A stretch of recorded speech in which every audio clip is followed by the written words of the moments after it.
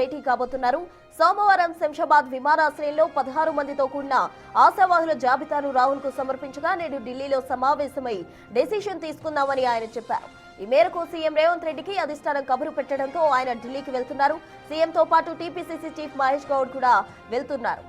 తెలంగాణకు సంబంధించి 2 సీట్లలో ఒకటి ఇప్పటికే అభిషేక్ సింఘ్వీకి ఖరారు కాగా రెండో సీటుకు తీవ్రంగా పోటీ ఉంది. అగ్రకులాల కోటాలో సీఎం సలహాదారు వేం నరేందర్ రెడ్డి, ఏఐసీసీ కార్యదర్శి వంశీచంద్ రెడ్డి, అలాగే ప్రభుత్వ సలహాదారులు చిన్నారెడ్డి, హర్కార వేణుగోపాల్ పేర్లు చర్చల్లో ఉన్నాయి. బీసీ కోటాలో సీనియర్ నేతలు వి హనుమంతరావు, డాక్టర్ వినయ్ కుమార్ పేర్లు ప్రధానంగా పరిశీలనలో ఉన్నాయి.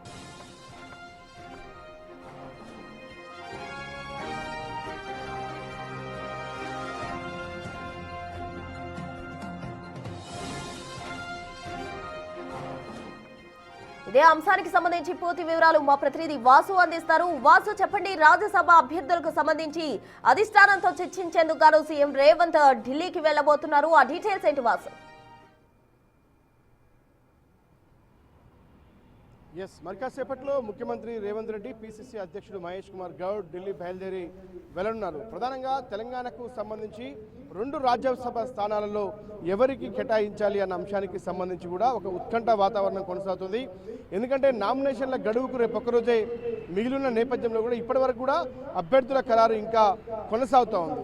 అయితే ఇప్పటికే ఇప్పుడు ఎవరైతే సింఘ్వి పేరు ప్రధానంగా వినిపిస్తున్న నేపథ్యంలో కూడా దాదాపుగా ఆయన పేరు ఖరారైనట్టుగా తెలుస్తూ ఉంది సుప్రీంకోర్టు న్యాయవాదికి సంబంధించి. కానీ తెలంగాణకు సంబంధించి చాలా గట్టి పోటీ కొనసాగుతోంది. దాదాపు 16 మంది అభ్యర్థులు ఇప్పటికే తమ పేర్లు పరిశీలించాలని కూడా అధిష్టానం ముందు ఉంచడం జరిగింది.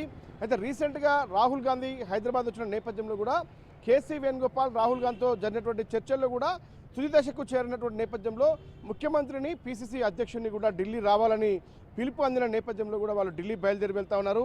అయితే ప్రధానంగా ఇప్పటి వరకు ఆ 16 మందే కాకుండా మరికొంతమంది పేర్లు కూడా తెరపైకి వస్తున్నాయి. అధిష్టానం దగ్గర కూడా చాలామంది తన అభ్యర్థులను పెట్టుకోవడం జరిగింది. పార్టీ కోసం పనిచేసిన వ్యక్తులు మరికొందరు పూర్తిగా ప్రభుత్వంలో కొనసాగుతున్నప్పటికీ కూడా రాజ్యసభ సభ్యత్వం కోసం కూడా చాలామంది పోటీ పడుతూ ఉన్నారు.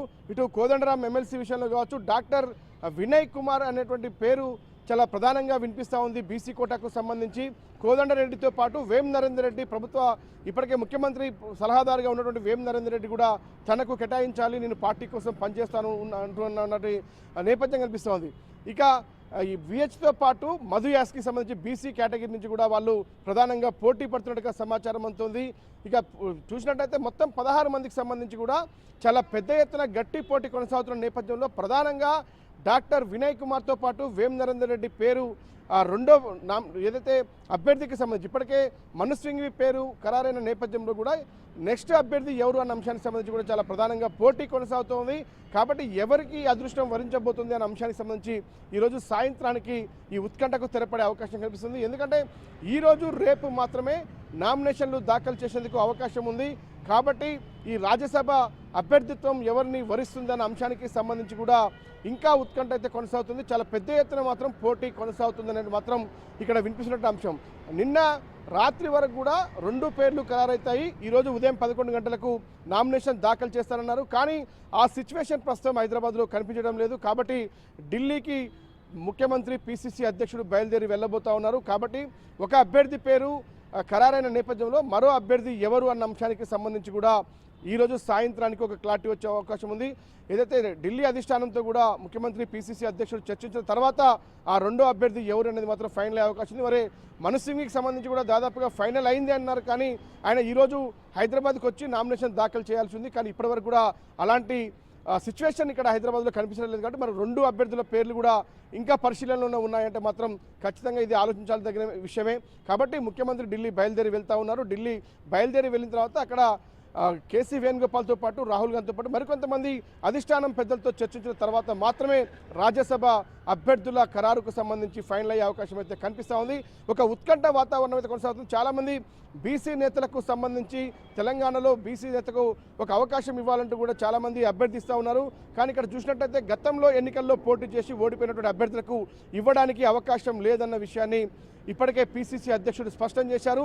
ఇక మరోపక్క ఎవరైతే జస్టిస్ సుదర్శన్ రెడ్డి ఆ అభ్యర్థిత్వానికి సంబంధించి కూడా ఆయనకు ఇంట్రెస్ట్ లేదన్న విషయాన్ని పీసీసీ అధ్యక్షుడు ఇప్పటికే స్పష్టం చేశారు. కాబట్టి సుదర్శన్ రెడ్డికి అవకాశం మొదటి నుంచి ఉందని చెప్పినప్పటికీ ఆయనకు ఇంట్రెస్ట్ లేదన్న విషయంతో కూడా ఆయన ఈ పోటీలో లేరనేది మాత్రం స్పష్టమవుతుంది. కాబట్టి వేం నరేందర్ రెడ్డితో పాటు డాక్టర్ వినయ్ కుమార్ అంటే రెండు సామాజిక వర్గాలు, ఒక బీసీకి ఒక ఓసీకి సంబంధించి మధ్య ఈ పోటీ నడుస్తున్న నేపథ్యంలో ఎవరిని వరిస్తుంది రాజ్యసభ సీట్ అనేది మాత్రం ఒక ఉత్కంఠంగా కొనసాగుతోంది.